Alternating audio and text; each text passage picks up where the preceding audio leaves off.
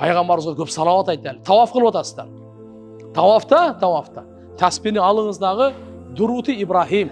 Аллахумма салли аля Мухаммад ва аля али Мухаммад, кама саллайта аля Ибрахим ва аля али Ибрахим, иннака хамиду маджид дегенде 100 жол айтып қоямыз. Тавафта. Қысқарса болады, бірақ ең абзелі ушыл да. Кезде біз қысқартып алсақ, қалғандарынан не болды, телефон қандай болды, ошы кетіп отмаймыз ба? Ошын үшін айтқанда, ошаға уақыт кетпеш үшін ұзынырағын айтсақ, біздің тавафымыз толады да. Тавафымыз полный салауатменен толады. Шындасыз ба? Азыр біз тавафты кішкене бастап, мынанша салауат айтамыздағы, мынаншасы әр нәрсені сөйлейміз да. Әр баракаттан бар. Ошол азыр айтып отқанымыз, тавафты барды башынан аяғына шейін зикірмен толтырыш керек да. Салауатмен толтырыш керек, байынан аяғына шейін. Болса қысқартып айтсақ да болады. Саллаллаху алейхи ва саллям. Же Аллахумма салли аля сейдина Мухаммад. Қысқадан айтсақ да мейлі. Бірақ ең абзелі азыр қысы бірінші.